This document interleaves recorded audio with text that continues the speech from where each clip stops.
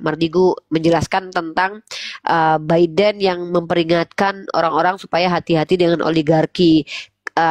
Trump ya, Trump kan deket tuh hubungannya sama Elon Musk. Nah ini yang dikatakan sama Mardigu bahwa si Trump sendiri dapat apa namanya, dapat salah satu inilah fasilitas lah gitu ya. Nah ini yang penting nih, di Indonesia seperti apa, nanti aku akan bahas juga ya, kita analisis dulu Indonesia nih.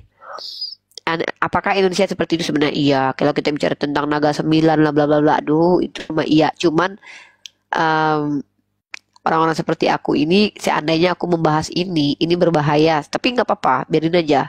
Karena jihad fisabilillah itu berkata yang benar. Kita analisis. Bos Mardigu ini lama-lama bisa dihincar loh. Benar kan Bang Zombi? Mardigu ini lama-lama bisa diincar karena dia. Tapi kita harus bahas loh, kita harus bahas ini. Kalau kita nggak bahas ini, kita makin lama makin botol loh nggak sih? Kita nggak akan pinter-pinter. Siapa lagi dinaik di atas sebentar. Aku lagi nggak bahas Yesus ya. Aku lagi nggak bahas Yesus loh ya. Aku lagi bahas Elon Musk. Halo, halo, hula, halo. Ya halo, halo, halo. Ya brother. Mak. Akan mendapatkan ruang kantor di gedung Eisenhower yang berlokasi dekat dengan gedung Oval. Wah. Ini menampung beberapa departemen pemerintahan serta kantor wakil presiden. Keren banget Elon Musk. Bahwa Elon Musk akan memiliki kantor dibeli tuh pemerintah. Bagaimanapun, bukan badan pemerintah resmi atau setidaknya saat ini belum. Jadi keberadaan kantornya jelas tidak biasa. Tapi ini bukan momen yang menentukan dalam sejarah oligarki Amerika. Oligarki sebenarnya telah tercapai sejak lama ketika Presiden Amerika mengizinkan perusahaan minyak besar dan teknologi besar mengendalikan sistem melalui lobby terus-menerus. Dengan membahas oligarki dalam pidato perpisahannya, Biden tampak seperti orang yang lagi menelan pil pahit. Coba lihat beberapa hal lain yang ia katakan. Ya gimana coba Biden nggak ngasih tahu seperti itu coba, ya kan? Karena dia sendiri menjadi orang yang menikmati oligarki dan menjadi korban oligarki. Yalah dia ngasih tahu itu, sama kayak kita nih ya, nih aku nih. Aku misalnya ada di suatu tempat itu pertamanya menyenangkan aku kan bertahan. Tapi ketika udah ngerugiin, aku bilang ke orang dong, kalian jangan di situ ya, kalian begini-begini. Itu yang dilakukan sama Biden kan? Iyalah. Dan memegang kekuasaan tertinggi di dunia selama 4 tahun. Biden di ujung pemerintahannya sedang mencari data untuk meminta pertanggungjawaban perusahaan-perusahaan yang tidak mendukungnya itu. Dan pernah mengeluarkan pemikiran akan menaikkan pajak terhadap berapa banyak pajak yang telah dibayarkan Elon selama bertahun-tahun? Berapa banyak pajak yang telah dibayarkan Jeff Bezos? Jawabannya, keduanya hanya sedikit membayar pajak, bahkan nol. Cara orang lain keren banget. Semua pajak itu hanya buat rakyat kecil. Buat para orang kaya, mereka ada banyak cara menghindari pajak. Itu nanti kita bicarakan di section yang lainnya. Aku udah tahu coba. Aku udah tahu cara-cara mereka menghindari pajak juga. Pajak yang seharusnya dibayarnya, jawabannya tidak. Mengapa Biden ketika menjabat tidak meminta pertanggungjawaban mereka atau kejar dengan pajak yang besar? Sekali Biden adalah orang paling berkuasa di dunia selama 4 tahun kemarin. Apakah Biden tidak memiliki kekuatan untuk memajaki para oligark? Atau ini masalah kekurangan kemauan saja? Jawabannya, tidak ada kemauan karena butuh uang. Ya iyalah, pajak nggak ada, soalnya uang lain udah masuk. Ngomong tentang bahaya oligarki di Amerika, kenyataannya setiap partai politik membutuhkan donor. Iyalah. Mudah mendapatkan dana kampanye dari 40 bilioner atau gila dibandingkan 400 juta orang biasa. Emang pertarungan keji nih. Di negara komunis seperti Tiongkok atau negara Rusia atau di Konoha, oligarki akan selalu mendukung dan penguasa politik. Jadi peringatan Biden tentang oligarki tampaknya seperti sebuah bentuk ketidakpuasan dirinya. Jadi bukan benar-benar mengingatkan, dia juga butuh. Iya, karena nggak menguntungkan dia lagi. Dengan sistem yang tidak lagi mendukungnya. Begitu juga Indonesia. Oligarki kunci. Nah itu kenapa orang-orang yang bersuara di publik itu akan dikatain, iyalah, lu kan gak diuntungkan lagi, makanya lu ngomong sekarang. Jadi kalau kalian lihat itu kayak siapa namanya kemarin yang sempat-sempatnya masuk ke debat lintas agama sama Bang Zuma, Pak sepolitisi itu siapa? Nih, apa nih psikologinya nih kita pelajari siapa? Siapa Bang Zombie yang kemarin debat sama Bang Zuma siapa? yang politik yang nggak berhasil di politik tuh mencoba menjajaki dunia perdebatan lintas agama, Ferdinand tuh Hutapean. Kalau kita lihat kan dulu dia waktu zaman-zaman Pak Prabowo kan dia berada sama Pak Prabowo kan waktu pertama sebelum ini nih waktu Pak Jokowi naik ke atas tuh dia kan lantang banget kan. Ya kan, semua orang Islam bersama dengan dia. Ferdinand dianggap bahkan kita nih yang Islam dibilang oh ini orang Kristen cerdas nih yang membela. Itu dia. Aduh, orang tuh kalau udah kepentingan itu akan marketingnya tuh bakalan lancar coy. Nah, gitu. Emang begitu. Itu manusia. Jadi ketika iya anak maknya iya anaknya iya betul betul betul, betul. Dulu. Habis itu dia kan kecewa tuh, dia kecewa, kemudian dia juga ada konslet dengan beberapa pihak gitu kan. Akhirnya dia inilah kan. Jadi sama kayak buzzer-buzzer yang dibayar dulu. Ingat gak Bang Bambi? Mereka dipakai buat menyebarkan sama siapa namanya si Abu Janda, si satu lagi tuh yang nggak pernah keluar lagi tuh siapa namanya tuh yang pedek cebol siapa sih Bang Bambi? Itu loh buzzer-buzzer dari siapa sih? Temennya si Ade Armando. Aku lupa Bang Bambi siapa namanya. Siapa sih namanya? Yang cebol. Bukan, Denny mau. Densi udah nggak pernah. Itu loh Bang, yang itu loh, si Eko Kun tadi. Si Eko ya, mukanya kayak gini nggak? Coba Eko ya. Nah, kemana mereka semua itu semuanya tuh? Kemana si Densi sama si Eko Kun tadi tuh? Nih buzzer-buzzer curucut-curucut. Cucong siapa yang dipakai sama sama mereka itu? Mana mereka tuh? Aku dulu pengamat politik tahu. Mak rusak aku nanti katanya.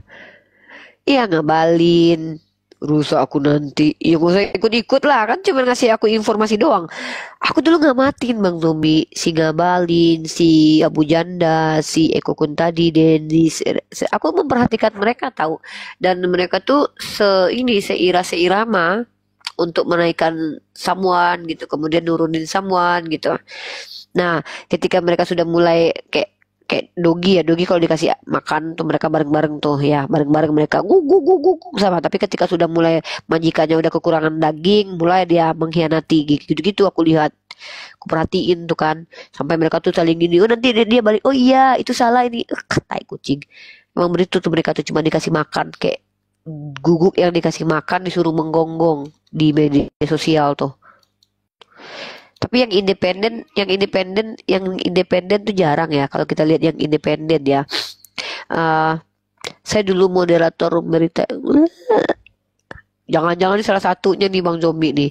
Kalau kita lihat yang independen tuh aku yang betul-betul aku dengerin ya yang independen ya yang memang tidak ada kepentingan tuh Rocky Gerung dulu memang dulu.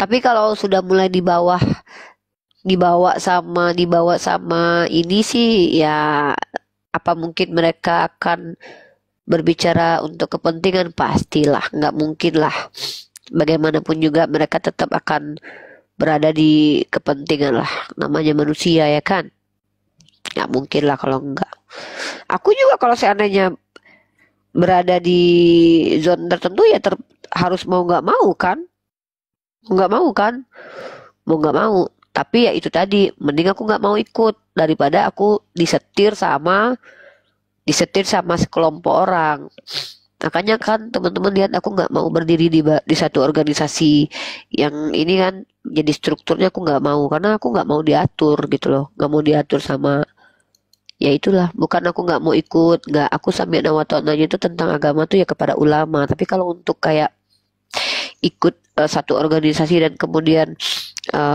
sambil nawatona dengan organisasi itu dan akhirnya aku berpecah dengan organisasi lain aku tuh nggak terima dari dulu begitu itu loh inilah rakyat Indonesia ini lama-lama kita tuh di ini loh lama-lama kita di botol-botolin berita terbaru di 12 jam yang lalu nih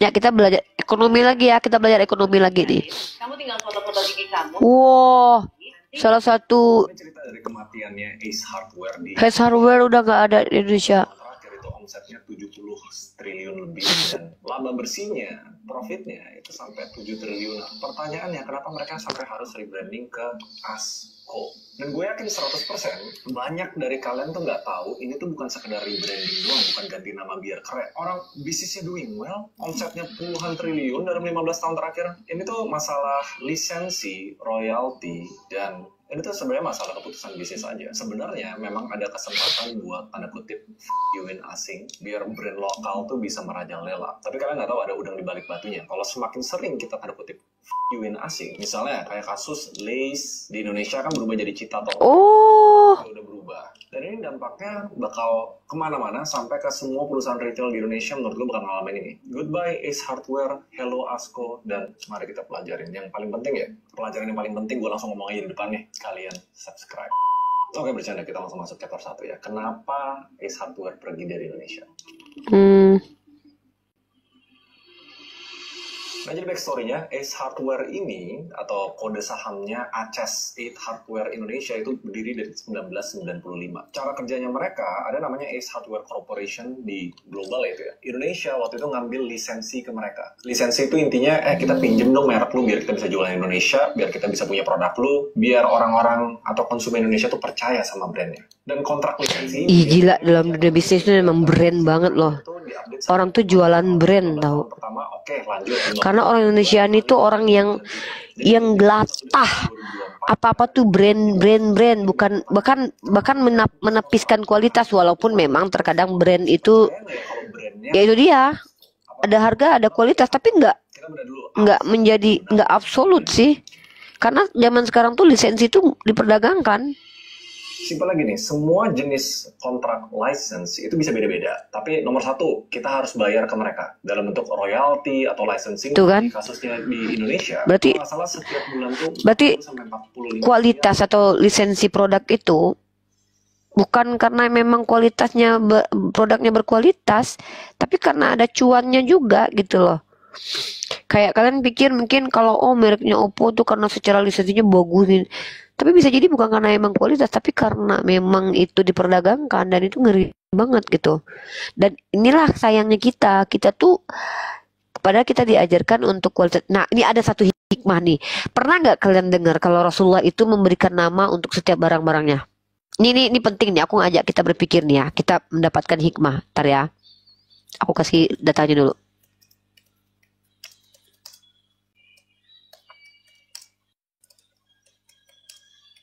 Pernah nggak dengar? Ada nggak dari umat Islam yang pernah dengar bahwa Rasulullah itu memberi nama benda dan hewan, memberi nama-nama apa yang beliau miliki gitu? Ini aku berpikir, aku merenung loh. Kenapa Rasulullah seperti itu? Saking Rasulullah itu menghargai apa yang diberikan Allah kepada beliau. Makanya aku bilang kayak ini nih, kayak handphone ini kan jadi saksi kalau kita bicara tentang ranah teologi ya, tentang pertanggungjawaban di akhirat nanti. Setiap kita itu akan diminta pertanggungjawaban atas apa yang kita miliki. Bahkan kita ini adalah orang-orang yang gampang banget kayak nyepelein benda-benda atau barang-barang yang Allah izinkan untuk kita nikmati dan miliki tuh. Ya karena mubazir itu sendiri kan adalah perbuatan setan. Pernah nggak sih kalian berpikir kalian punya baju yang nggak pernah kalian pakai, sementara baju itu terletak begitu lama di lemari dan kalian nggak pakai hanya karena kalian pengen punya baju itu. Dan aku pikir kayak kita tuh memang betul-betul ini banget ya, rakus sekali. Itu kenapa orang-orang yang dalam Rasulullah pernah berdoa supaya beliau bersama-sama orang miskin. Kenapa ya? Hisapnya sedikit. Jadi aku pikir kenapa Rasulullah kasih nama benda-bendanya ya? Karena beliau tidak banyak memiliki harta benda. Gimana coba kalau kita tuh punya harta benda yang kita nggak pernah fungsikan, kita manfaatkan dan nggak pernah bermanfaat buat kita. Gimana itu hisapnya nanti? Mana ini? Bentar.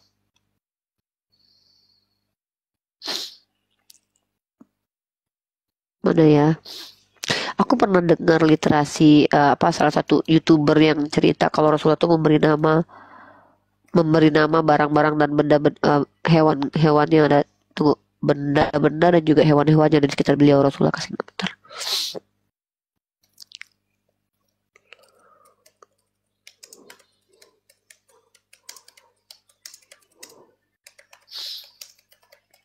Ini keren banget ya, Rasul kita tuh keren banget.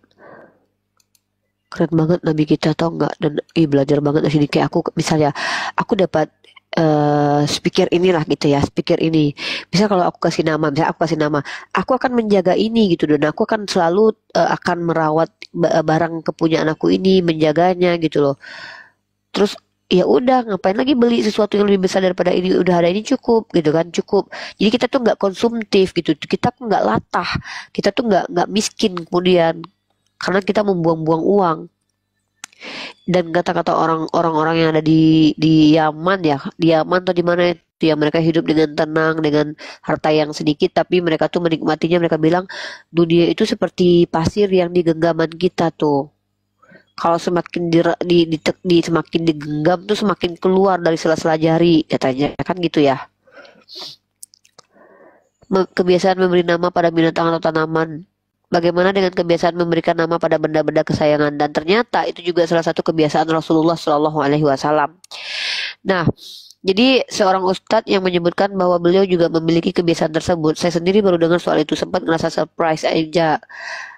Mendengar hal itu saya langsung mencoba menelusurinya di mesin pencarian Palingrace abad ini. Hasilnya di beberapa sumber ada yang menyebutkan bahwa beberapa contoh barang kesayangan Rasulullah yang diberi nama antara lain seperti mangkuk diberi nama Arayan. Keren banget ya. Algora ada untuk mangkuk makanan. Sebuah tas anyaman yang selalu dibawa untuk menyimpan makanan maupun benda-benda kecil. Beliau betul-betul menghargai banget benda kecil apapun, beliau hargai banget Rasulullah itu ya.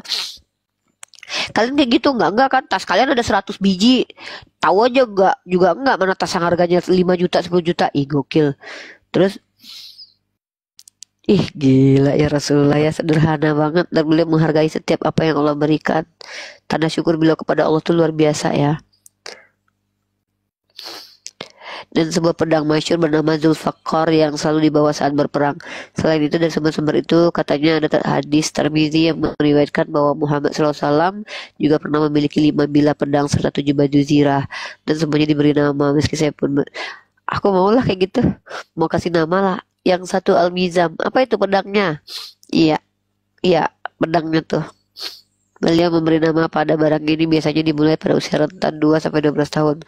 Berdasarkan teori perkembangan kognitif yang dikembangkan oleh Jean Piaget, seorang psikolog Swiss, memberi nama pada barang mungkin dikarenakan bawaan karakter yang memang imajinatif. Biasanya hal ini dilakukan pada benda kesayangan seperti ponsel, laptop, motor.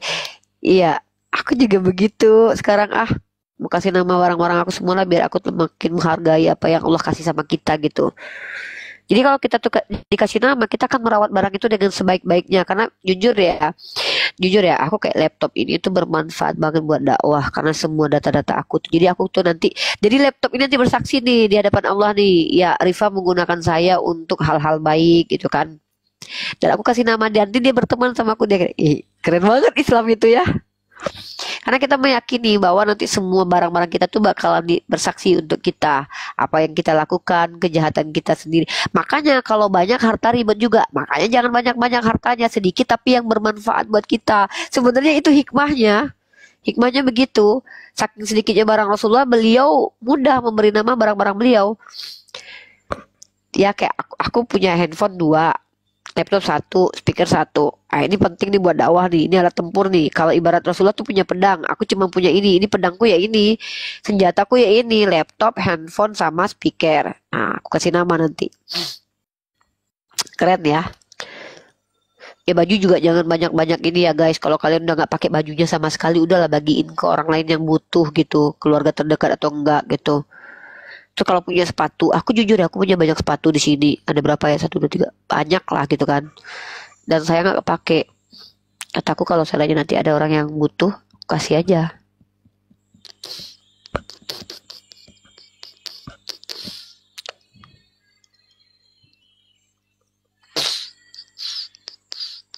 Tapi Uni suruh kita beli koin tadi biar kita kaya. Nggak ada Abang Pan, bukan beli koin itu bukan buat kaya, itu buat investasi.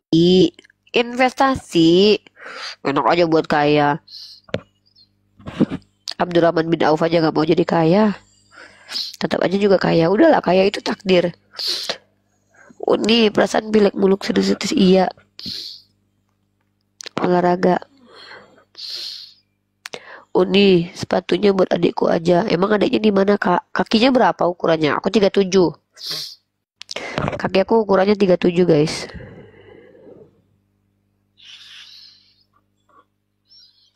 Dia aja nodong buat beli koin. Gak apa-apa. Aku kan nodong kan aku. Gak apa-apa lah nodong orang yang mau ditodong. Sembuh ya, Yesus bless Uni. 37 aku. Lagian mau zombie aku nodong orang yang udah punya banyak. Gak apa-apa lah. Biar dia berbagi sama aku. 39 itu gede, aku 37. Sepatunya adik aku 39, gak muat itu 37 aku. Hidung aku gatel. Yuk kita dengar ini lagi yuk. Dengar informasi terkini lagi yuk. Aku mau bersihin dulu lah bentar ya. Aku bersihin dulu.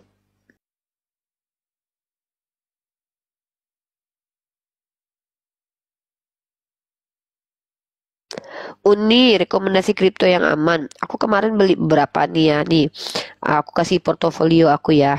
Aku kasih portofolio aku bentar. Crypto market. Aku beli yang ini aja, yang lagi turun-turun aja. Aku beli yang lagi turun nih. Portofolio aku nih. Ya. Aku kemarin beli Bitcoin juga, tapi sebenarnya rugi beli Bitcoin saat ini karena turun, lagi turun-turunnya nih. Aku rugi sebenarnya beli Bitcoin sekarang ini karena harganya tuh memang lagi tinggi gitu. Aku rugi 41 tapi gak apa-apa lah, namanya kan belajar.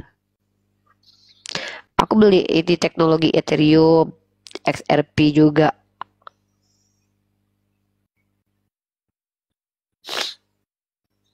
Wah, ada yang naik berapa persen nih. Ih, gokil ya, setiap hari terus nonton. Harus lihat, harus cek tahu. Wah, ini lagi turun. Aku beli beberapa sih. Seru tau. Aku lagi 1, 2, 3, 4, 5, 6, 7, 8, 9, 10, 11, 12 token aku baru punya. Pelajari gini guys, pelajari kan misalkannya kayak gini nih. Solana itu apa sih? Yang punya siapa sih?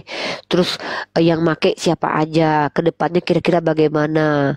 Ya udah investasi di Solana gitu. Oh, Solana sekarang lagi mahal.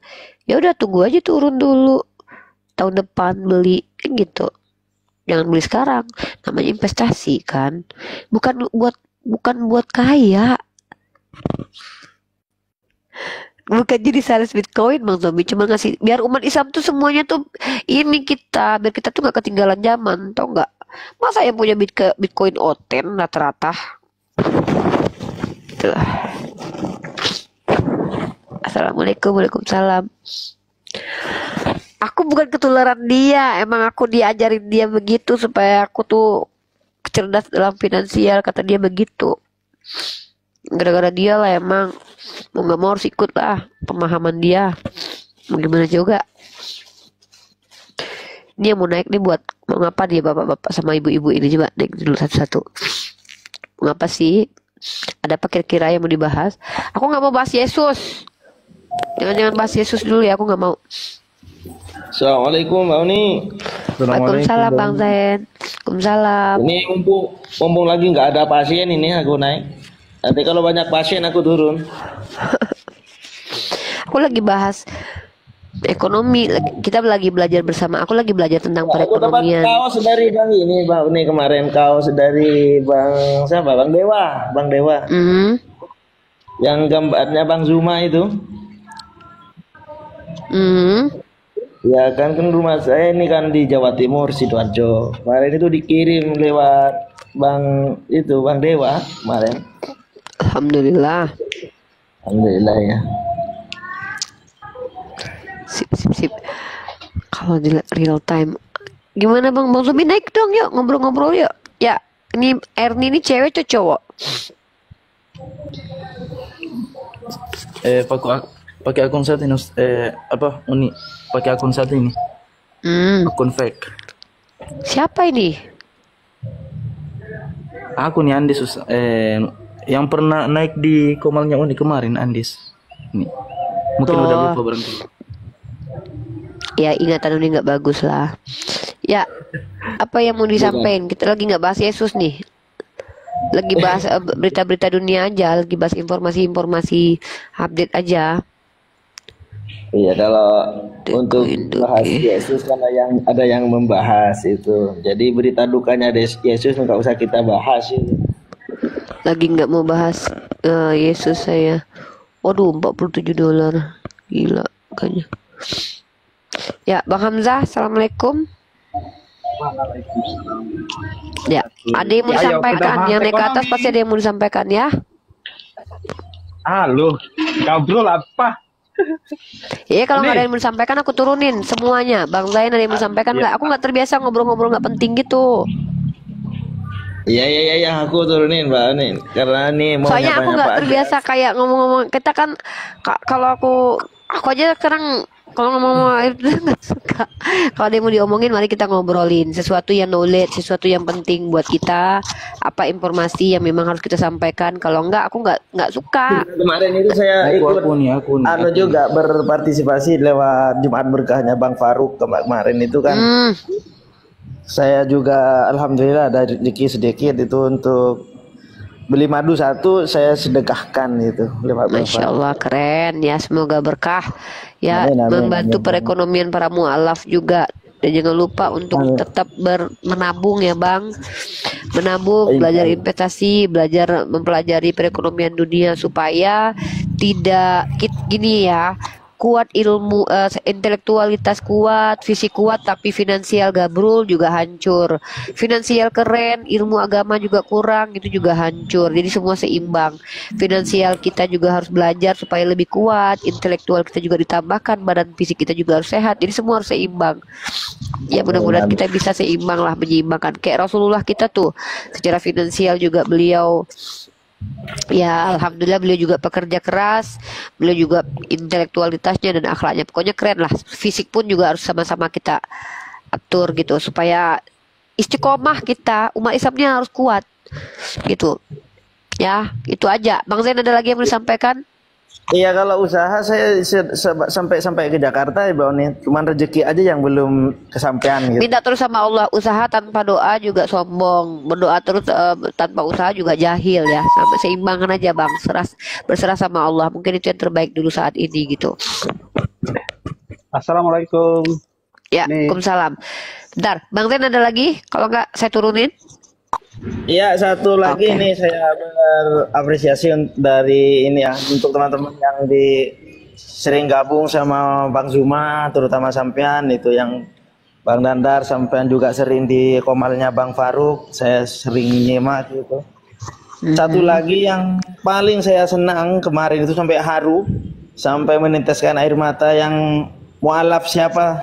Yoga ya, siapa? Olan. Kakaknya si Yoga. Ya.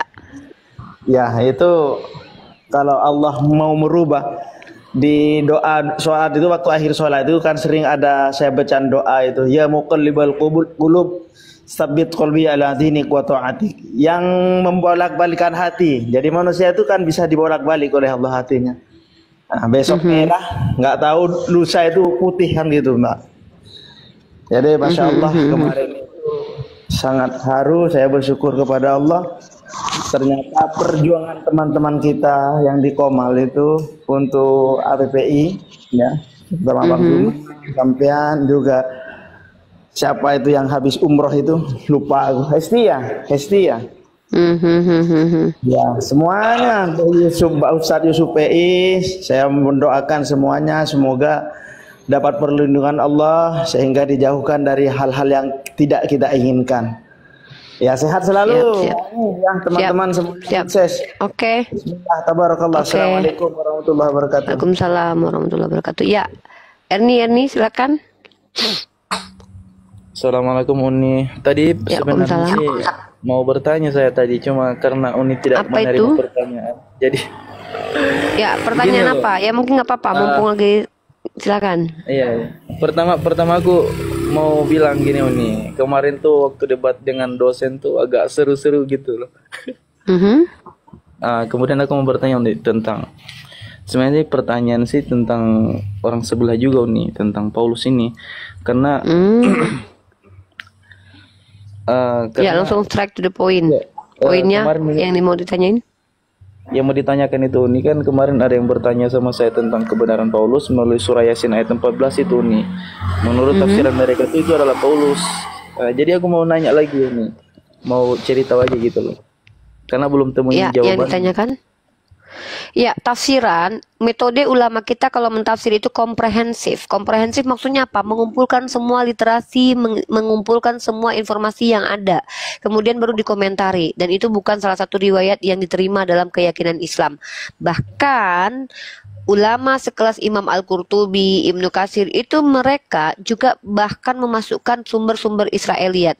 Nanti para ulama lain lah yang akan mengkritisi apakah itu layak atau tidak. Dan ingat ya, sumber keyakinan kita, sumber primer kita itu Al-Quran dan hadis. Lepas daripada itu hadis pun masuk ranah kritik loh.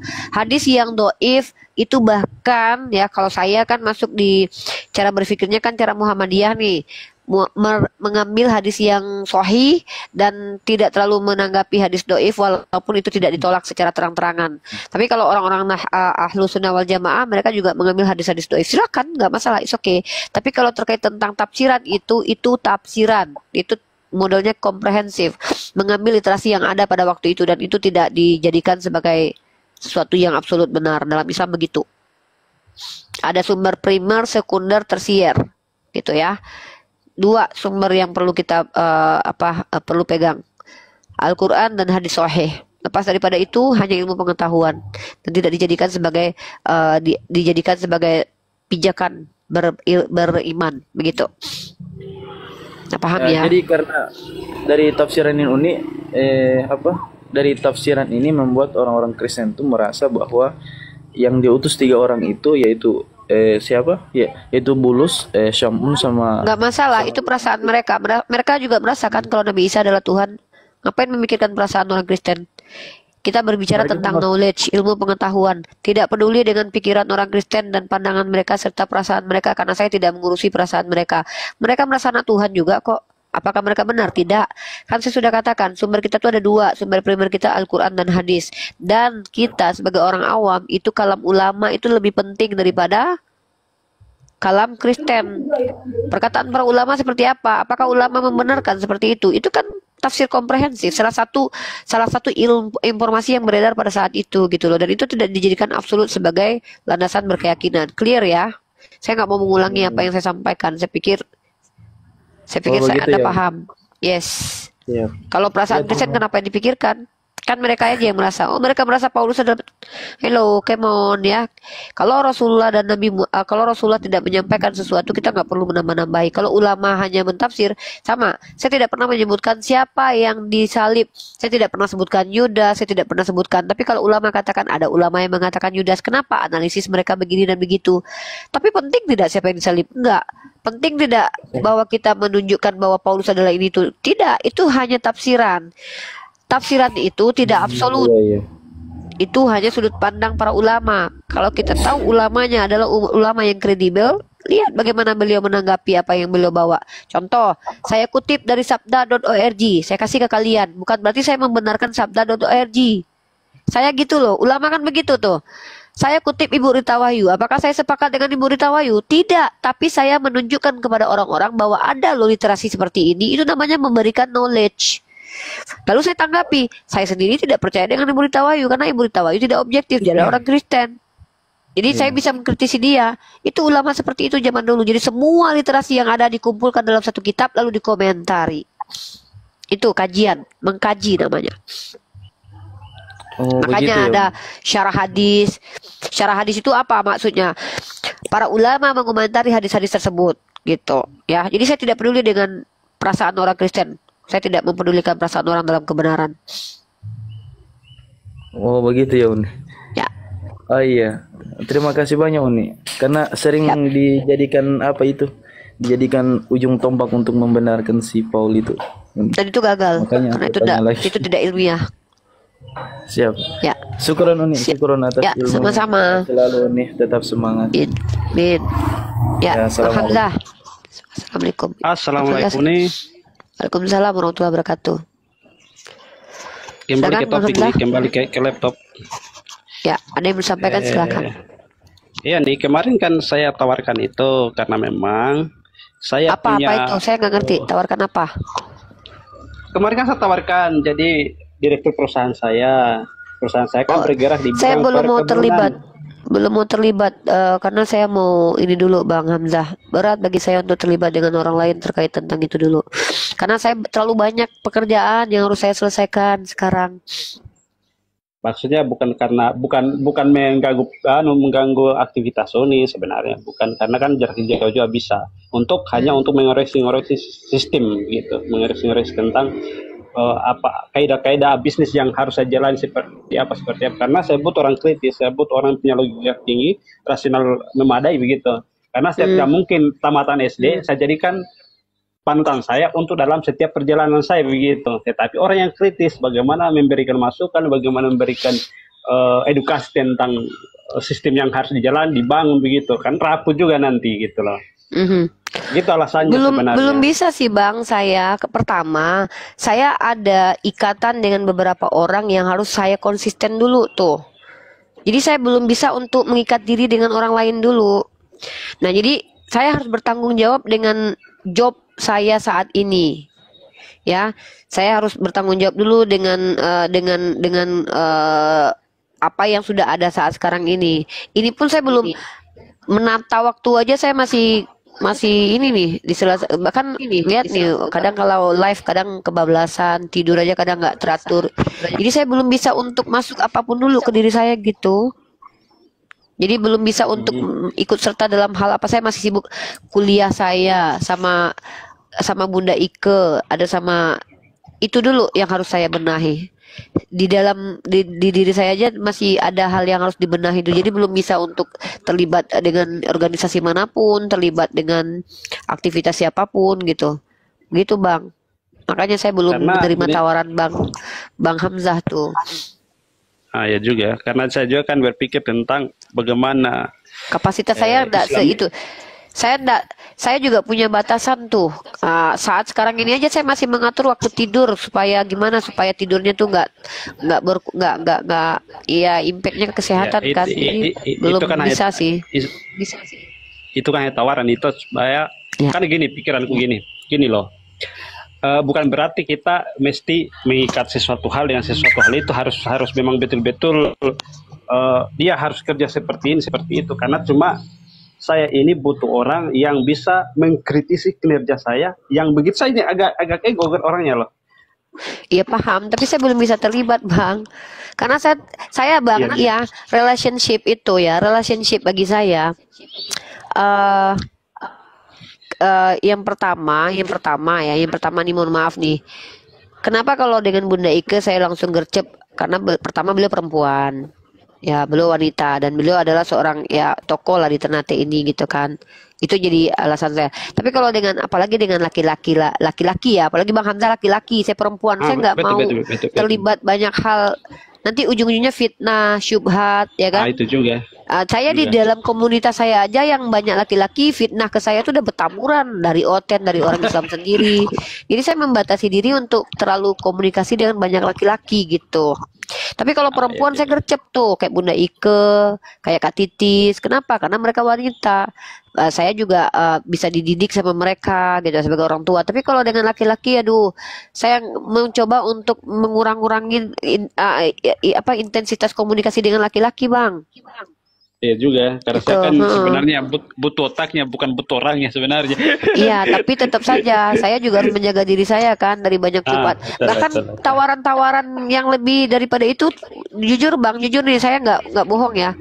Ada tawaran yang lebih menggiurkan loh, tawaran dunia yang menggiurkan, saya jadi ini jadi itu, manajer di perusahaan ini. Tapi laki-laki, yang punya laki-laki, apalagi suami orang, nggak berani saya terima. Takut saya Bang. Iya juga sih, karena saya juga kan sebenarnya ini juga saya banyak orang yang saya tes untuk jadi orang yang dekat saya, orang yang betul-betul Nggak berani bisa saya. tapi nggak ada dalam masuk akal saya gitu, nggak ada yang bisa memberikan masukan yang bagus. Waduh, repot ini. Kalau saya Karena belum berani ya melibatkan diri dengan laki-laki yang ya ajnabi lah. Kecuali memang saya punya hubungan khusus dengan orang itu gitu ya. Maka saya akan, bahkan saya bakalan sami'na wa ta'na itu ya. Tapi kalau untuk saat ini saya tidak mau melibatkan diri dengan banyak pihak dulu lah. Saya fokus di kuliah, Bunda Ike, saya belajar sama Bunda Ike dulu memanage pribadi, manage bisnis, manage ini, manage itu pun masih belum teratur. Jadi belum bisa untuk mengambil kesempatan buat ini dan itulah Bang. Mohon maaf Bang, saya bagi saya. Ya juga. Gini aja kesimpulan kalau begitu. Pada prinsipnya saya sebenarnya mau tahu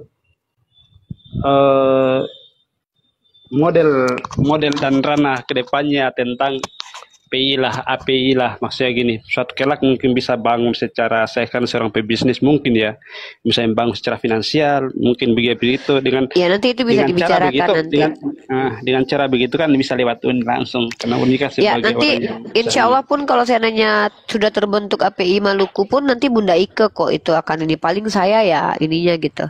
Gitu. Jadi saya nggak mau terlalu terlibat banyak hal dulu lah dengan orang-orang di luar yang sedang ada di saya gitu kayak Bunda Ike. Jadi kalau ada apa-apa saya pasti konsultasi ke Bunda Ike sama beberapa orang di belakang yang memang betul-betul saya percaya gitu. Untuk tempat mengadu lah gitu. Jadi nggak berani saya sembarangan untuk terima tawaran apa-apa gitu. Itu namanya saya nggak konsisten. Nanti saya lagi belajar untuk konsisten dan disiplin kan. Dalam diri saya sendiri masih berantakan nih. Waktu tidur masih belum maksimal, waktu belajar juga belum kondusif gitu Bang. Jadi belum bisa saya. Ini aja saya belum bisa belajar bahasa Arab loh. Padahal gini, Alex John, kenapa kau di atas nggak ngomong, giliran di bawah kau typing? Kok takut kau sama aku? Gitu ya Bang Hamzah ya. Izin ya Bang Hamzah ya, saya minta maaf ya, tidak bisa terima tawaran-tawaran. Siap. Oke, thank you Bang Hamzah ya. Ya oke. Oke, assalamualaikum Bang Hamzah. Ummu Janda. Waalaikumsalam warahmatullahi. Oke, siap. Waalaikumsalam. Muslim non Muslim? Muslim.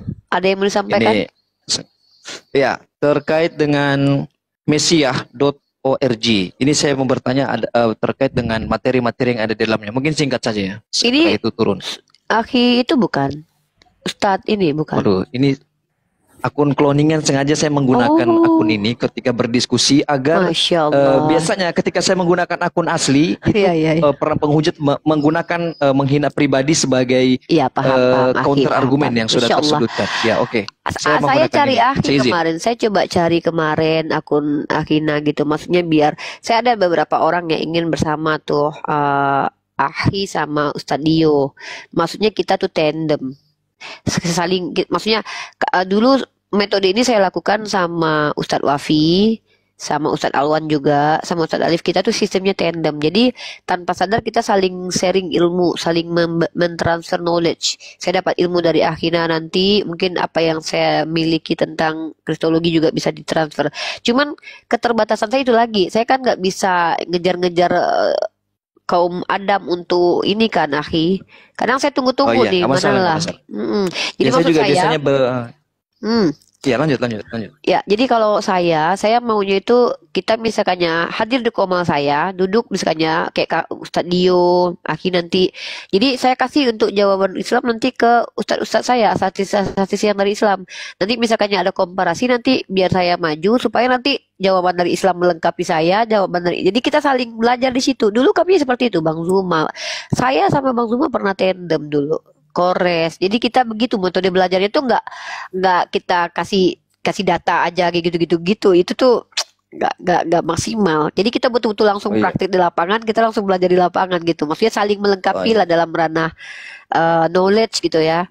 Saya tunggu-tunggu nih kemana lah Ustadz ini ya. Itu kembali muncul. kepada waktu masing-masing sih. Terkadang di pihak lain juga waktunya tidak tepat begitu kan. Betul lagi. Oke, lanjut. Ya, ini aja. Lanjut. Bagaimana Mesiah? Adakah counter argumen terkait ayat-ayat nyentrik yang dianggap nyentrik di dalam Al-Quran oleh teman-teman dari Kristen? Oke. Seperti ada. Ada. Saya kasih contoh ya. Mereka itu membawa ini kalau dari Syiah sudah tahu, Aki, ada salah satu Belum. apa? Kalau ini gimana kalau di belakang layar? Pertama kan dikhawatirkan ini digunakan malah jadi amunisi buat Oten sendiri gitu. Oh iya, nanti Nanti saya jawab ya. DM, ada beberapa syubhat dari hadis dan juga Al-Quran dari kalangan mereka yang mereka itu dapat informasi dari Syiah gitu. Ini juga harus kita jawab. Pertanyaan kedua aja. Kita Ya, skip aja. mereka tuh sering, contoh kayak kiamat ya. Kiamat tuh sering bawa hadis mungkar terkait Allah berambut keriting. Oh Dan iya betul, terkait Allah mungkar yang itu. diciptakan dari juga dari keringat kuda. Dan satu lagi Allah nih, baju merah dan lain sebagainya, Ya. itu fitnah itu. dan yang paling parah itu mereka membawa pandangan dari Ibnu Taimiyah terkait Mujassimah, pandangan beliau gitu. Ya. Itu tuh. Oke, yang ini kedua. Ya. Setelah itu turun. Yang kedua, Ya. saya beberapa kali mendengar statement dari penceramah kita. Bukan penceramah ya, termasuk juga mungkin dia terjun di dunia apologet tapi tidak secara online. Terkait dengan statement yang menyatakan bahwa Yesus itu diangkat sebagai Tuhan sebenarnya setelah 300 tahun yang bersangkutan meninggal. Itu gimana? Benar apa tidak? Jadi gini, Aki nanti ada daftar list, insya Allah di Mesiah juga akan saya coba untuk rangkumkan konsili-konsili Kristen. Jadi jadi gini, dulu ya gereja-gereja itu punya sejarah sendiri yang mereka tuh tahu bahwa tentang siapa Yesus dari zaman dahulu tuh orang memang sudah berseliweran pendapat-pendapat. Makanya ada namanya patriark gereja. Coba di cross check nanti ya, catat-catat nama tokoh-tokohnya. Arius namanya. Jadi Arius ini berpendapat Yesus itu tidak setara dengan Bapa, tetapi dia di bawah Bapa, artinya ada hierarki. Nah, denom mereka itu disebut dengan denom Unitarian. Tokoh-tokohnya sekarang itu coba klik namanya Beni Irawan, Franz Donald, banyak itu. Dan mereka itu sama pemikirannya dengan Saksi Yehova. Nah, ini denom. Nah, pada waktu itu di tahun 325 itu Konstantin. Jadi Konstantin salah satu kaisar Romawi. Konstantin ini entah kenapa tiba-tiba dia mengklaim waktu dia mau menjajah kota Italia, dia melihat salib di atas langit, kata dia waktu itu. Dia penyembah matahari, by the way. Nah, waktu dia melihat salib di langit, dia mengklaim bahwa dia dimenangkan oleh Tuhannya umat Kristen ketika melawan Italia. Dari situlah mulai dia berada di Kristen, dan memang tidak ada yang tahu sejarahnya bagaimana dia bisa jadi Kristen. Bahkan keluarganya, kalau nggak salah Helena itu ibu atau istrinya itu mengklaim menemukan makam Yesus. Jadi menemukan makam Yesus itu dari mereka semua. Helena itu termasuk salah satu arkeolog dianggap pertama, sebagai perempuan arkeolog pertama. Si Helena ini ya, itu ibu atau istri Konstantin, bentar saya cek dulu. Ibu Konstantin kalau nggak salah. Dia yang mengklaim menemukan makam Yesus dan juga patung salib dan segala macam.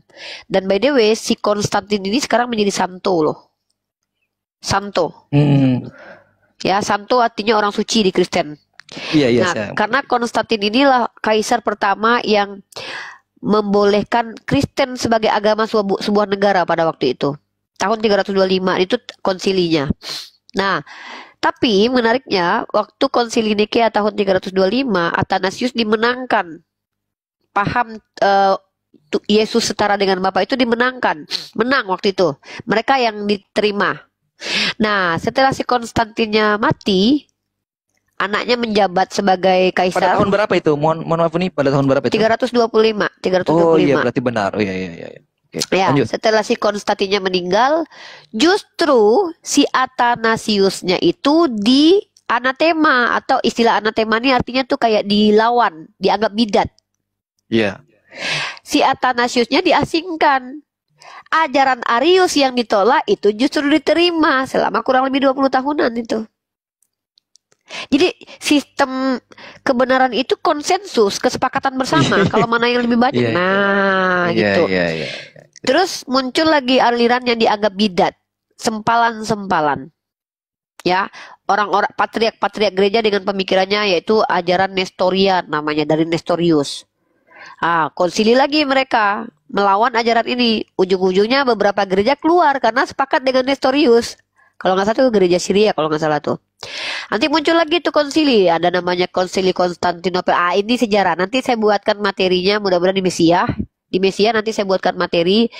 Saya lagi punya PR nih, bikin materi korban-korban inkuisisi yang adalah tokoh itu dulu. Ya, itu penting juga tuh. Iya, korban-korban inkuisisi yang adalah tokoh-tokoh nih, kayak ilmuwan, tokoh sejarah, tokoh-tokoh dari mereka sendiri. Nah, yang kedua nanti baru step by step konsili. Jadi itu data semua nanti, insya Allah. Saya kesulitannya itu menemukan jurnal mereka karena nggak mungkin kan mereka berani untuk membuat itu sebagai karya ilmiah. Ya paling dapat website situs-situs dari, ada sih beberapa kayak Katolik sendiri tuh udah mulai berani tuh jujur ya kan, kasih tahu informasi yang pernah terjadi gitu. Insya Allah lah, mudah-mudahan. Inilah kenapa saya katakan saya nggak punya waktu untuk melayani hal-hal yang di luar ini dulu, karena saya waktu saya ini masih butuh banget buat bikin website ini, buat input data-data ini. Insya Allah Ustadz, nanti insya Allah secepat mungkin saya buatkan data-data penting, pengetahuan-pengetahuan tentang kristologi ya. Tentang misalnya Ortodok berapa kitab, Katolik berapa kitab, Protestan ada berapa kitab, begitu. Itu penting. Kalau loh. tentang peperangan-peperangan yang selalu di-framing kepada Islam, itu kan jika dibalikkan kepada kitab mereka justru menampilkan fakta yang jauh lebih parah.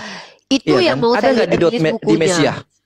Itu kemarin mau jadi buku tentang peperangan Islam dan Kristen, itu saya komparasi, itu keren banget kalau kita komparasi. Insya Allah itu panjang banget materi, karena nanti ya kalau itu pertama kita fase perjanjian lama saja dibandingkan dengan perangnya dari Nabi Muhammad, itu nggak ada apa-apanya, itu keren banget kalau dikomparasi itu.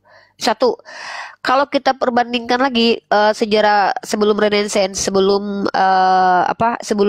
zaman kegelapan, terus zaman kegelapan dan nanti maju ke sana, wah itu juga keren kalau dibandingkan. Tapi saya harus banyak baca literasi dulu, karena kan saya harus materinya sumbernya kan harus kredibel. Ya kredibel, ya betul. Jadi memang saya harus sibuk dulu.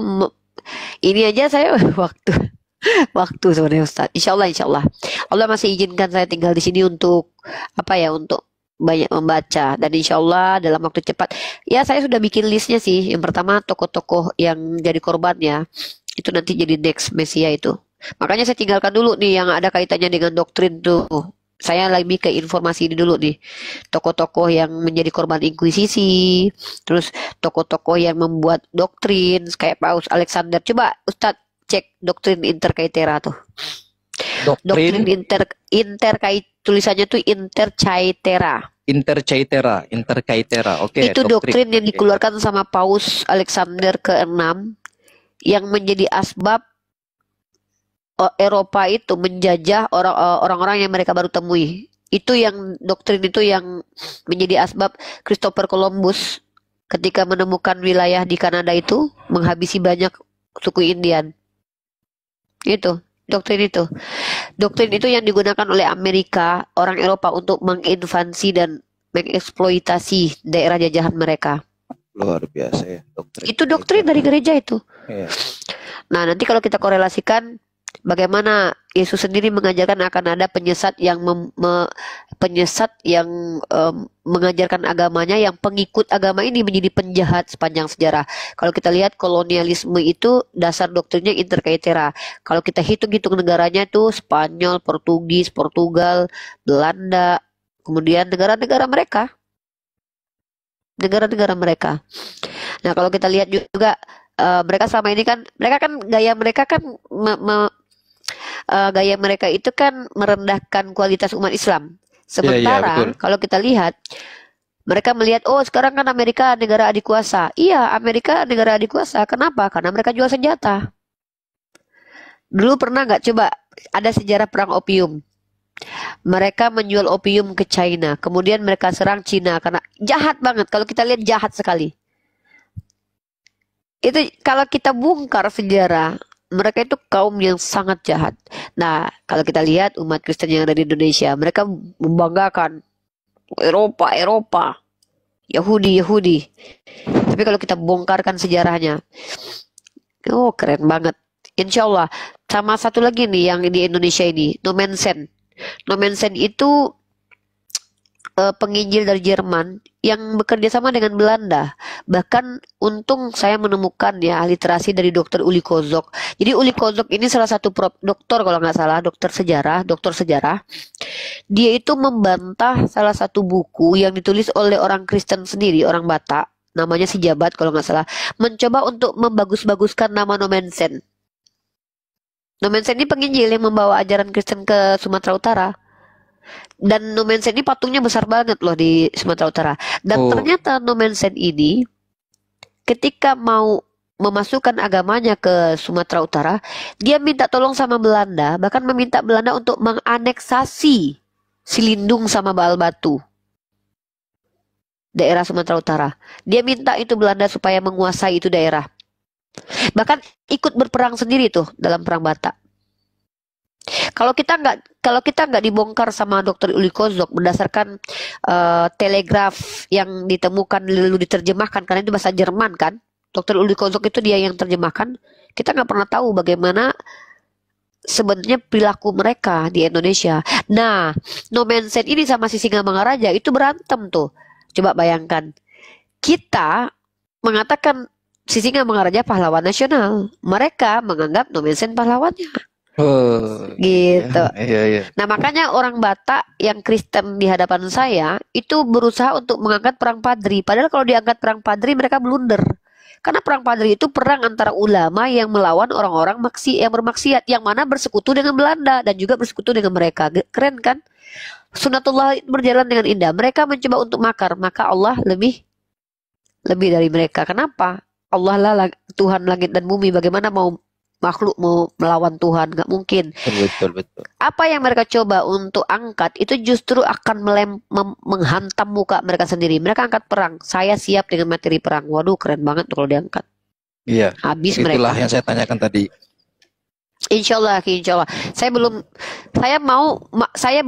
Yang saya upayakan itu materi sebanyak itu saya buat sesingkat mungkin dan betul itu yang kesulitan kita itu kan itu, dan itulah yang saya coba lakukan.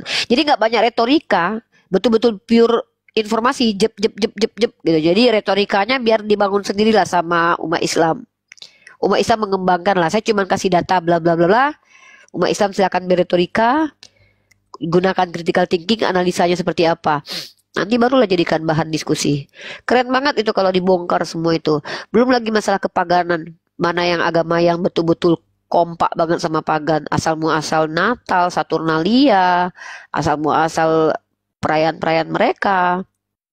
Itu keren banget kalau kita bongkar ke publik. Tapi ya betul, orang-orang seperti saya semakin bersuara semakin diincar lah. Tapi gak apa-apa lah. Siap, saya membela. Tetap saya membela. Mungkin tapi tidak dengan akun asli. Ya dengan akun ini saya membela. Banyak dari kalangan-kalangan Islam yang fitnah dan lain sebagainya. Itu insya Allah kami tetap membela. Insya Allah. Terima kasih Bu Uni Rifa. Semoga Allah panjangkan umurnya dan berkahi keluarganya. Amin ya rabbal alamin. Sama-sama kita. Ya, masya Allah. Tetap ya belakang saya kalau ada ilmu-ilmu. Dan saya menunggu kritikan-kritikan tentang penyampaian Islam karena saya seorang mahasiswi. Kalau ada penyampaian saya yang bertentangan dengan jumhur para ulama ya. Ya mungkin masukan boleh nggak masukan? Boleh. Bagaimana mungkin ini di luar tanggung jawab Uni, mungkin teman-teman yang baru masuk Islam ya, saya khawatir sekali dengan imannya gitu, langsung turun debat. Ya, insya Allah itu juga API kan ada, insya Allah nanti konfirmasi sama API, mudah-mudahan bisa kita kasih solusi nanti. Ya saya juga masuk anggota API kok, ada di grup besarnya Bang Zuma, mungkin dia tidak kenal saya ada di situ. Insya Allah nanti beliau saya kasih tahu kalau ada Aki nanti. Siap. Oke, siap. Ya. Terima kasih, semoga Allah berkahi, panjangkan umurnya, berkahi rezekinya. Dan selalu pantau saya ya. Siap. Ini para ustadz ini harus pantau saya nih, kalau enggak nanti saya harus betul-betul sesuai dengan para ulama pemahamannya. Mungkin gitu Aki. Ya, oke, siap. Jazakillah. Assalamualaikum warahmatullahi wabarakatuh. Waalaikumsalam warahmatullahi wabarakatuh. Nah, nih Bang Al nih. Bang Al tunggu dulu akunnya. Tunggu dulu ya, parkun dulu ya Bang Al ya. Sini dulu ya.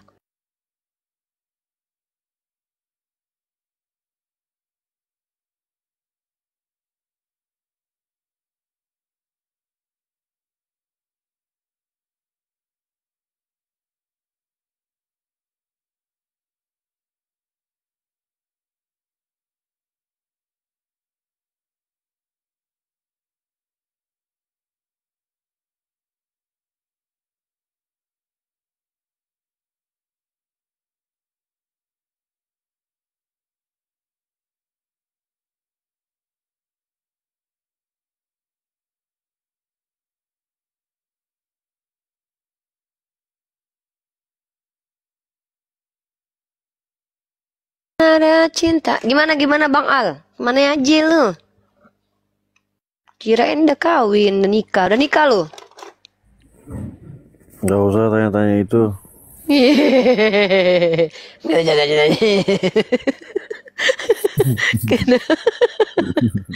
Kenapa lu? Tadi saya mau minta naik karena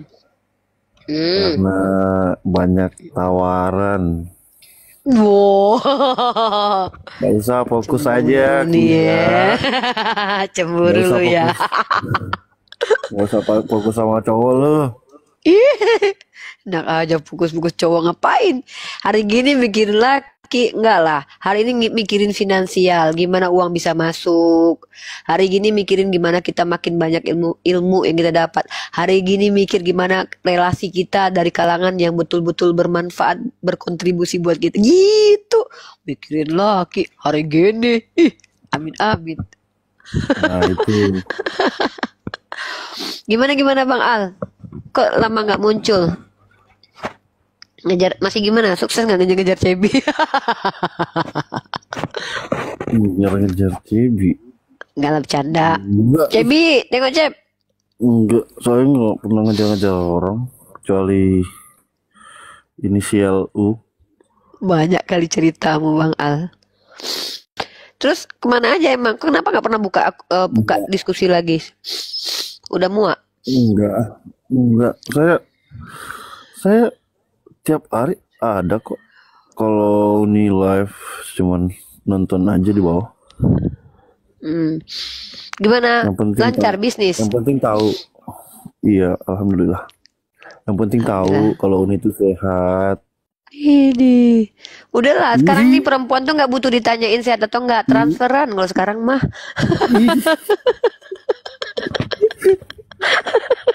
Kalau lihat ini sehat, cewek wajib mater.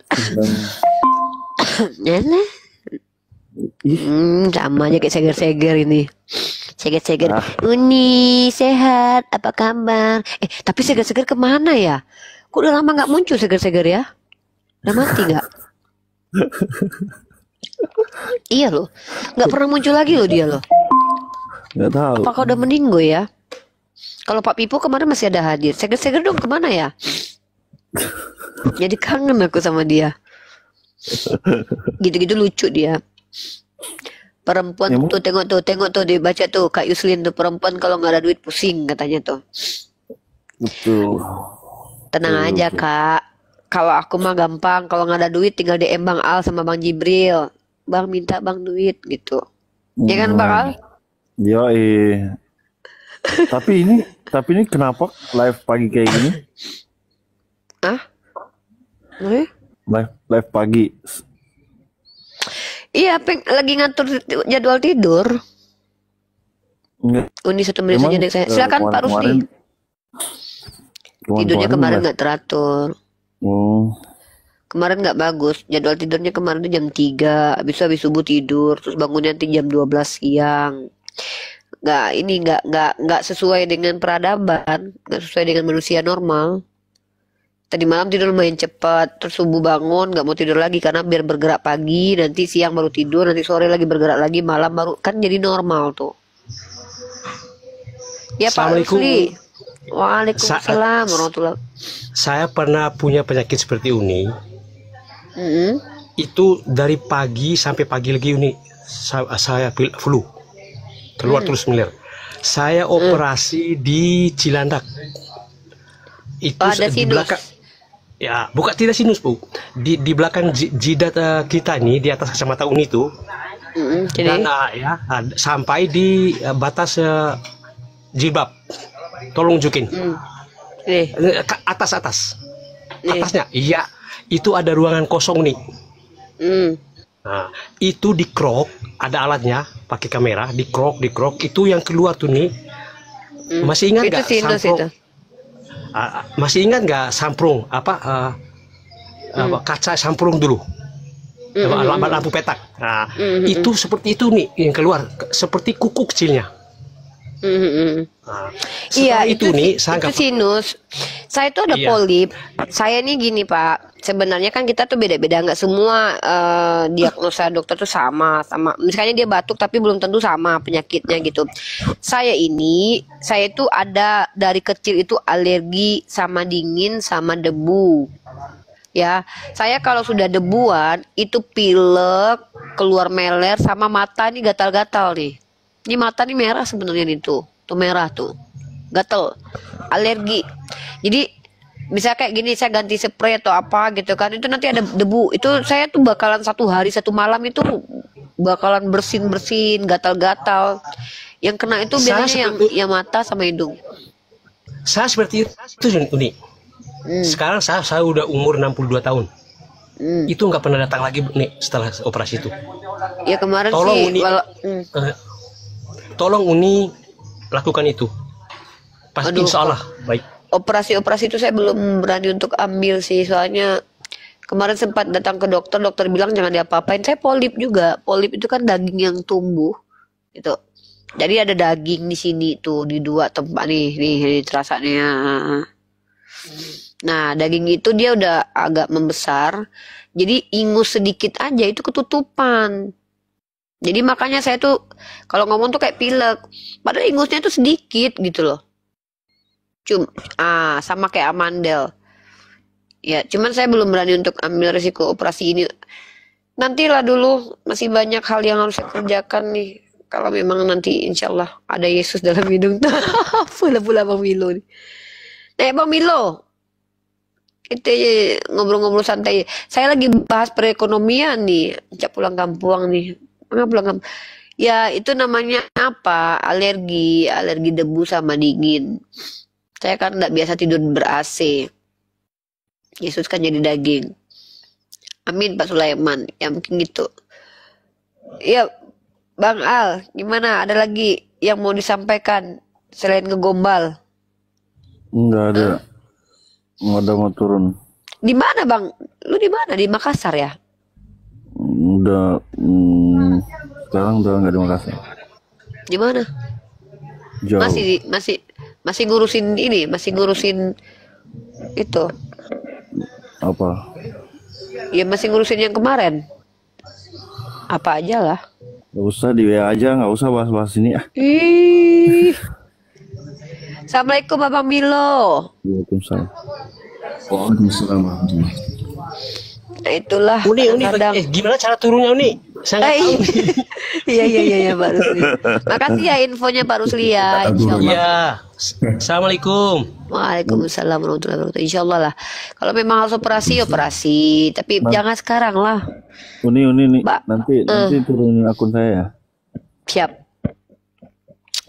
Kalau banyak nih yang mau saya bawa ke rumah sakit sebetulnya, cuman mau tambal gigi lah, mau cek sinus lah, inilah, tapi janganlah dulu, sekarang masih banyak kerjaan yang harus dikerjain, masih banyak yang harus dilakukan. Kalau semua itu nanti sibuk pula keluar masuk rumah sakit nanti. Padahal cuman ya pilek-pilek, banyak sih yang perhatian ngasih tahu ini obatnya, itu obatnya. Tak kalah dipakai semua kan Bang Milo. Semua mau dipakai. Ini loh suplemen aja udah alhamdulillah banyak banget loh. Ini ada yang kirim minyak zaitun, ada yang kirim habatus sauda, madu. Halo assalamualaikum Bu Meswanto, digurah lagi katanya. Waalaikumsalam Uni Rita, salam kenal dengan Bunda. Oh di Batam di mana Bun? Saya di Batam Uni Rifa. Batam mana tuh? Saya dulu di Batam juga. Saya tinggal di Batu Aji. Oh, Masya Allah. Dulu saya tinggal di Tanjung Piayu pernah, Tiban pernah, perumahan GMP pernah. Di Batam ya.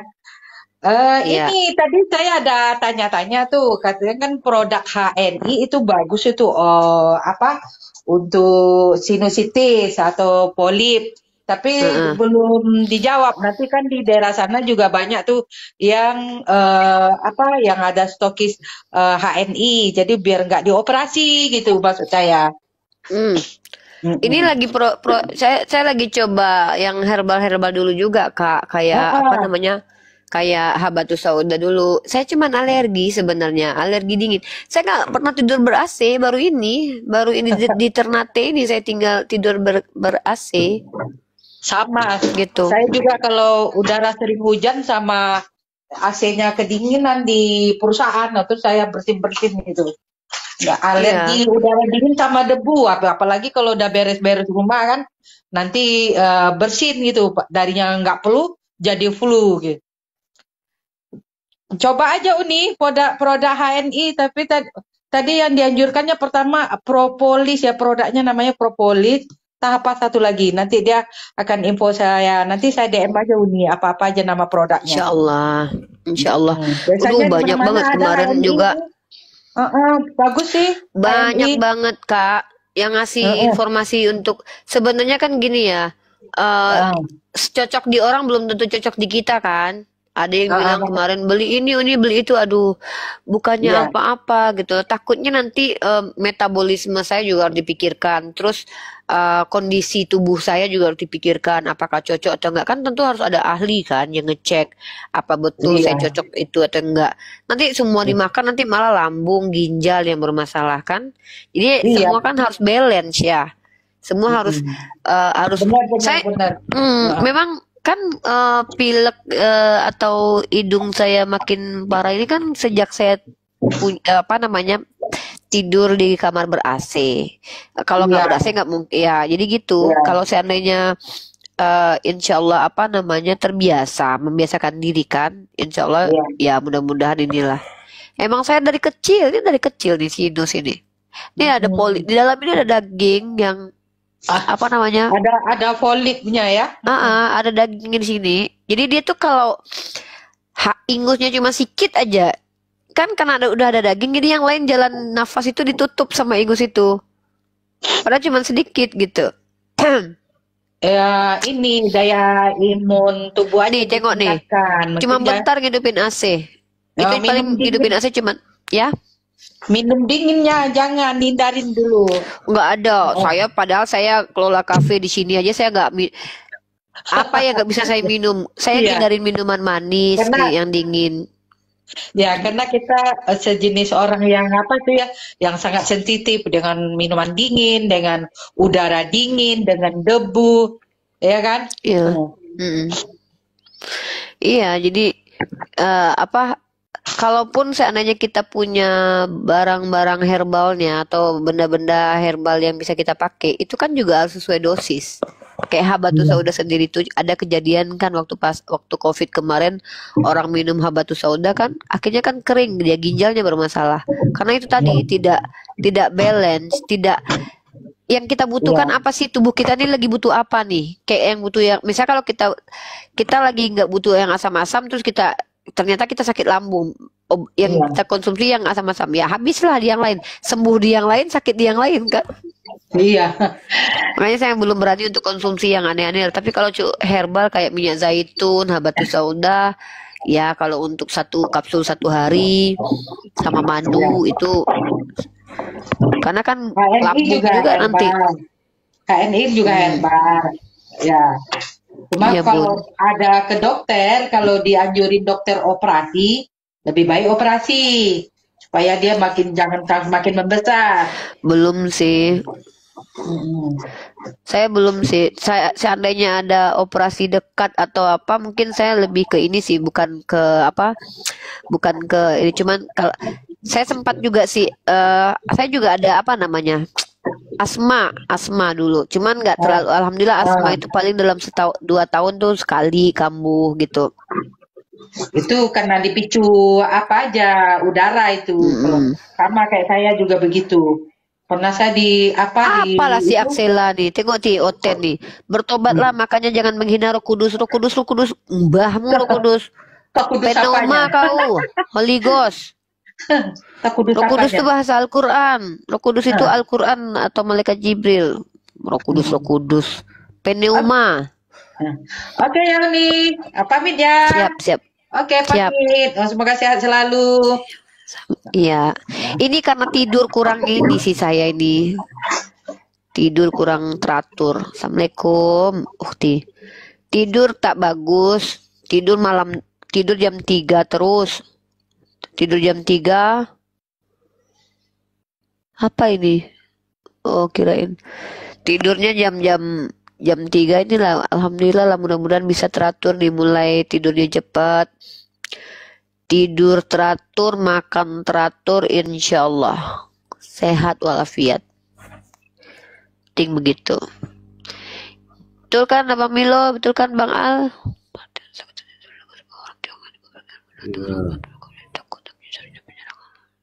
Ingat juga nih ya, ini ada perang Cina nih. Tunggu bentar. Ada data nih. Gitu ya guys. Jaga kesehatan, jaga, sama-sama kita saling menjaga.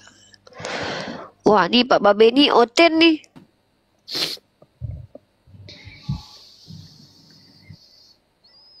Selamat pagi Pak Babe.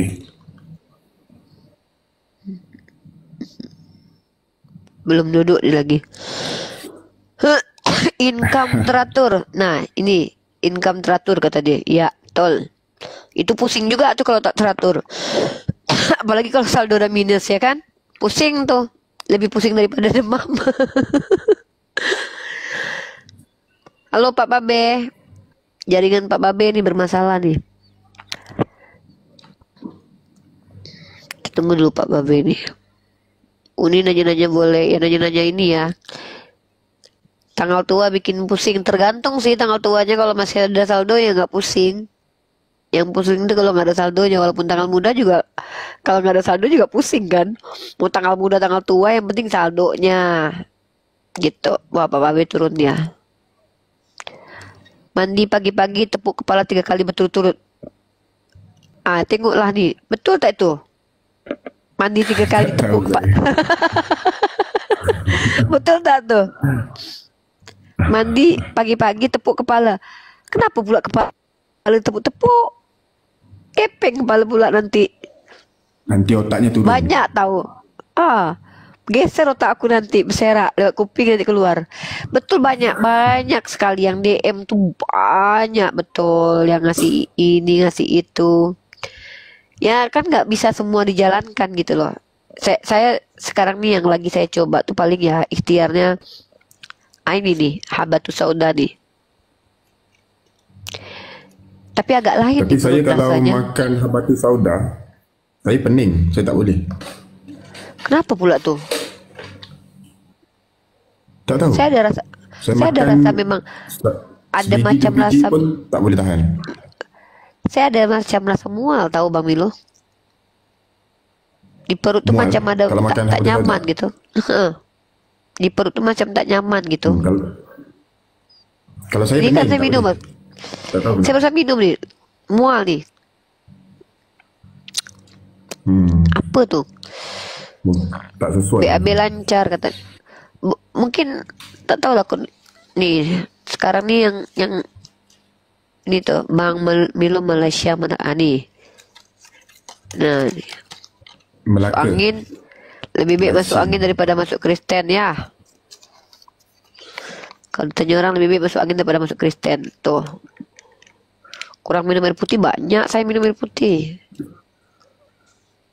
Kayaknya masuk angin lah barusan nih. Pagi-pagi minum itu apa? Minum susu, ternyata tak bagus juga perut.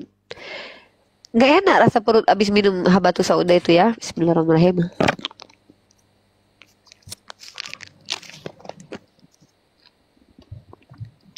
Klorofil lagi. Klorofil itu apa? Herbal juga. Apa sih Aksela ini? Bertobatlah, minta ampunan Tuhan, mau aja minta ampun nggak didengerin. Herbal juga. Lah makan belum. Banyak angin ini perut nih. Banyak roh dalam perut. Cari suami gak sakit lagi ya mak. Itu pula kata dia. Si Sheila itu Oten. Iya, Aksela itu Oten. Apa namanya? Ini ya, yang sering dibahas sama orang-orang Kristen itu sekarang, kalau saya lihat, Itu murni semuanya itu syubhat yang sudah sering dibahas sama ulama-ulama kita terdahulu tuh. Bahkan kemarin saya tengok tuh Kiamat bawa literasi dari Imam Suyuti, kumpulan hadis-hadis doif, kumpulan hadis-hadis maudhu, hadis-hadis mungkar. Nah ini kan dibawa sampai Kiamat nih. Jadi tak terlalu berat lah melawan penghujat sekarang nih. Yang dibawa dia cuma narasi-narasi liar yang memang udah dibantah ulama dulu. Cuman kadang-kadang kan umat Islam ini tak sabar gitu. Pengen kita langsung berhadapan-hadapan dengan mereka kan. Padahal tak ada guna lah. Tak ada ilmu juga pun. Saya lebih baik berhadapan dengan pendeta. Ada yang baru nih semalam. Siapa? Yang baru-baru ini apa? Dia bawa ayat-ayat perang. Siapa tuh? Siapa nama dah? Dia bawa ayat-ayat perang. Habis kan lah. Ayat-ayat yang diorang kalau bahas perang dengan kita habis. Bukan, maksudnya begini. Dia tajuk komalnya dia kata orang Islam enggak percaya Al-Quran. Jadi saya pun ikutilah apa yang dia bincangkan tu. Jadi bila kita tengok tu sebenarnya dia cakap tentang contoh ayat surah Al-Anfal tentang ayat waktu ketika perang Badar. Dia kata dalam tu Allah suruh penggal leher orang bukan Islam sehingga mereka masuk Islam lah gitulah. Betul. Dan sehingga mereka membayar jizyah. Sama surat At-Taubah lah. Cukai. Ada banyak lah surah-surah tu. Jadi saya pun naik lah. Saya kata ini ayatnya ayat perang. Mana buktinya? Jadi sebab dalam Al-Quran tu kan ada asbabun nuzul. Tu Al-Quran itu turun sebab apa? Kenapa? Ketika itu waktu apa? Jadi bukan semua yang dalam Al-Quran tu perintahnya tu dilaksanakan setiap masa. Ketika perang ya ini ayatnya. Kalau tak perang ya tidak. Jadi dia kata saya ni beriman tak bang dengan Allah? Tidak. Jadi kalau abang ikut Al-Quran abang kena penggal saya kata dia. Saya kata itu ayat perang. Itu ketika surah Al-Anfal tu ayat tentang ganimah tu. Ayat Al-Anfal tu pembahagian harta rampasan perang. Jadi surah itu tentang perang. Yang kau samakan dengan waktu damai ni buat apa? Tapi kalau orang yang tak faham. Iya betul. Jadi syubhat. Sebetulnya kan ayat itu kalau kita baca uzina diizinkan berperang kalau diperangi. Kelanjutannya baru pas berperang baru lakukan ini dan itu macam tuh. Kan mereka orang tak percaya. Jadi kalau kita pakai ayat perang yang diizinkan kalian berperang kalau diperangi itu sudah cukup menjawab sebetulnya. Kita tuh berperang tuh diizinkan kalau kita diperangi, itu poin. Nah, bagaimana dengan orang Kristen? Tahu tak Abang Milo? Dalam kitab mereka, justru Tuhan mereka sendiri yang buat mereka tuh berperang satu sama lain. Ulangan pasal kedua, Bilangan pasal 31. Bahkan karena dendam, suku Amalek mengganggu Israel, Tuhan menghabisi suku Amalek. Jadi kalau kita bandingkan genosida yang dalam kitab mereka itu tak bisa dibandingkan dengan Islam. Serius. Islam itu reaktif. Tapi mereka kitabnya memvalidasi Tuhan yang suruh. Ini ku kasih kau satu daerah. Kau duduki daerah ini, hancurkan, habiskan anak-anaknya pun. Gitu. Jadi contoh ya. Kita kasih data lah. Kita kalau bercakap ni pakai data ni, tak macam orang Kristen lah. Kenapa pula ni laptop hang pula laptop. Tar. Aksela naik ke sini lah kalau mau bilang ngarang saya bantah pakai data lah. Saya tunjukkan sama kamu nih. Cuman sibuk aja komentar-komentar gak guna. Halo Pak Mios. Kenapa pula nih? Halo, Assalamualaikum Uni. Waalaikumsalam. Ya. Halo Uni. Halo Tasya, Muslim non Muslim? Pak Mios Muslim ya? Non Muslim. Oh ya udah non Muslim. Tumben nih nyengsep ke Komal Uni nih. Uni nggak inget aku nih. Kamu itu siapa? Si bocil kematian. Kemana namanya? aja? Biasa Uni sibuk sekolah.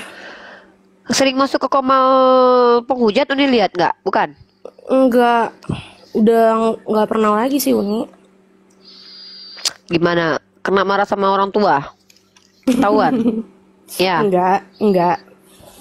Gimana? Apa aja yang udah didapat sejak jarak masuk ke Komal-Komal? Ya gimana ya Uni ya? Bervariasi. Udah pelajari apa aja, Dek?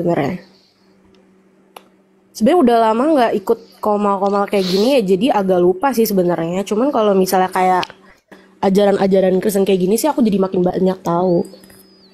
Ya, ini kita lagi bahas tentang peperangan ya, perspektif peperangan dalam agama Islam dan Kristen ya. Mungkin kalau kamu nanti pernah baca sejarah, baik, boleh. Aku dengerin aja ya Uni ya. Boleh. Dulu akunnya apa namanya? Uni. Hah? Eunike satu lagi, bukan Eunike. Sleepy. Gimana akunnya? Uni. Mana akunnya? Tahu nggak sih, HP aku tuh dicopet Uni, jadinya nggak bisa login lagi. Oh iya udah. Sleepy, Uni di sini tidak sedang mengislamisasi ya. Iya. Uni mengajak orang lain untuk critical thinkingnya semakin diaktifkan ya. Semakin cerdas, semakin tahu informasi. Standby di sini, stay tune, dan Uni tidak mau ada satupun orang yang nanti ya, Uni tidak mau bertanggung jawab dengan orang tua siapapun ya. Ini bukan room islamisasi. Kita di sini komparasi religion itu pasti karena Uni Islam ya. Oke. Kita bahas tentang perang nih, perang antara Islam dan Kristen. Jadi kalau Kristen ya? Ya, dia non Muslim. Dia seorang anak muda yang banyak ingin tahu tentang ilmu agama. Mungkin begitu kali. Nah, dulu nama dia Sleepy dulu. Jadi kalau kita lihat Abang Milo ya, kita buka lah ya. On the Bible aja. Saya kan mau jadikan buku materi perang ini. Saya bahkan sudah rangkum beberapa. Saya naik pakai akun satu lagi lah, nanti akun ini di-ban pula kan. Saya naik lagi dulu pakai akun lain untuk ngobrol. Thank you Bang Zombie udah ngingetin. Ini akun utama ya? Ini. Iya, bahaya nih kalau di-ban. Permanen banget. Sekejap loh. Bahkan nanti kita tak tahu nanti ini bisa jadi karena mereka beramai-ramai kan untuk coba datang ke sini untuk report ya. Saya coba naik pakai akun satu dulu. Temanya tema ekstrim. Unirifa 01 nih.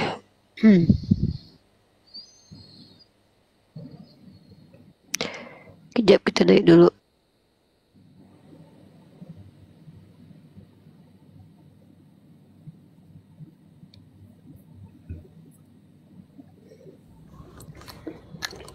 Akulah dia.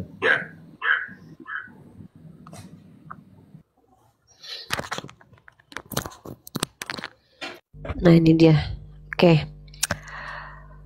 kita pelan-pelan ya, slowly. Kita betul-betul slowly, santai. Kita tidak sedang membuang-buang waktu dan energi untuk hal-hal yang tak guna. Jadi memang kaum non-muslim dari kalangan kawan-kawan kita yang Kristen berusaha untuk memframing lah. Kalau saya bilang bukan framing, lebih tepatnya mereka mencoba untuk menyamakan kedudukan sebetulnya ya. Ini kita lihat dulu buku saya, mana buku nih.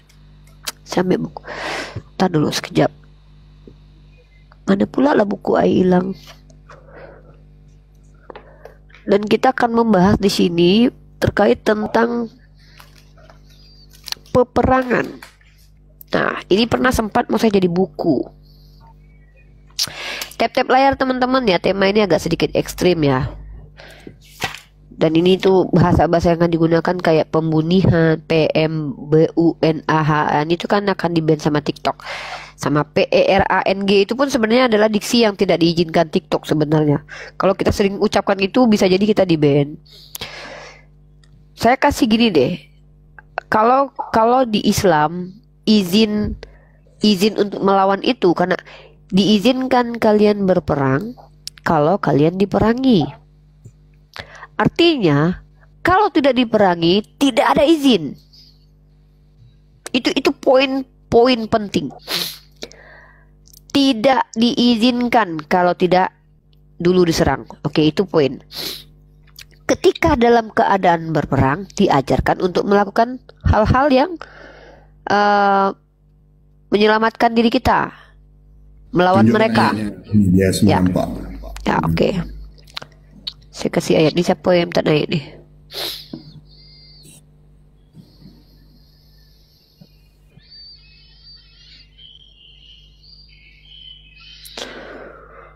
Bruce, muslim atau non muslim? Halo Bruce. Bruce. Halo Bruce. Muslim atau non muslim? Uni mau Salah pencet katanya. Salah pencet. Oke. Uni mau nanya, ini tuh ada kaitannya nggak sama PRNG salib, Uni? Apa? Perang salib, PRNG salib. Nanti. Kita akan komparasi, tapi itu kita komparasinya apple to apple nih. PRG atas nama agama yang termaktub dalam kitab suci dengan PRG yang dilakukan oleh Nabi Muhammad SAW. Kita akan komparasi di situ dulu. Oke. Kalau PRG salib itu kan terjadinya sudah selesai, tokoh-tokoh sentral agama itu tidak ada lagi kan, after ini kan. Itu nanti kita bahas. Itu bahkan saya akan tunjukkan fakta-fakta yang menarik ini buat kalian. Tapi kita slowly. Kenapa? Karena saya nggak mau kita tuh kayak terburu-buru ya menyampaikan sesuatu. Saya kasih data dalam Al-Quran dulu deh ya. Beberapa ayat saya buka dulu. Saya buka dulu teman-teman bentar ya. Ini materi kesukaan aku nih. Perbudakan juga. Seranglah orang yang menyerang kamu setimpal dengan serangan mereka ke atas kamu. Ya. Yang ini dulu, ayat pertama yang izin perang dulu, Bang Milo. Itu kan ada ayat ulama sepakat, ada yang ulama menyepakati bahwa itu ayat pertama diizinkan Nabi Muhammad berperang itu. Kalau dalam surah Al-Hajj itu. Ya, kita buka ayatnya pelan-pelan. Ini kalau mereka bahas ini dengan saya, blunder mereka, serius, malu. Nah, kalau kita buka dalam surah Al-Hajj, ada beberapa ayat yang narasinya macam ini. Ini dulu yang perlu dipegang nih. Uzina itu izin. Berarti kalau diizinkan berartinya tak boleh kan sebetulnya kan? Makanya dikasih izin. Apa izinnya? Uzina lilladzina yuqataluna bi annahum zulimu. Diizinkan kalian berperang karena kalian telah dizolimi. Itu karena dianiaya. Nah, baru dikatakan wa innallaha ala nasrihim laqadirun. Allah benar-benar maha kuasa menolong mereka. Itu legitimasi PRG itu karena kita di PRG-kan dulu. Kita dihajar dulu. Izin baru diizinkan. Kalau tidak kita nggak diizinkan. Itu ayat itu berlaku absolut berlaku ya. Nah, lalu kita bandingkan dengan kitab sebelah. Sorry ya, Sleepy ya. This is your book ya. This is your Bible. It's okay. Dan kamu boleh baca sendiri ya. Kalau kita buka ayat pertama sekali nih, kitab yang pertama sekali melegitimasi PRG itu ada di kitab. Kalau bilangan banyak, cuman saya lebih coba lihat di Keluaran. Di Keluaran deh. Bentar, kalau nggak salah Keluaran tuh. Keluaran pasal kedua. Itu legitimasi pertama kalau nggak salah sih ya. Pasal kedua nih buka deh. Dan tahu nggak, ini atas andil Tuhan BDW ya. Ya. Mana nih? Bukan Keluaran 2. Bentar. Saya buka dulu di sini. Sabar ya. Teman-teman kencangkan tap-tap layar please ya. Karena apa-apa nih, ini materi-materi gini tuh saya nggak boleh frontal ngomongnya karena terindikasi nanti kita dikira ini lagi. Nah, coba kitab Keluaran ya. Keluaran pasal 14 nomor 14 coba baca. Tuhan akan ber-PRG untuk kamu dan kamu akan diam saja. Tuhan terlibat langsung loh. Kalau di dalam Islam diizinkan kalian PRG kalau kalian di PRG kan, di sini PRG-nya kenapa?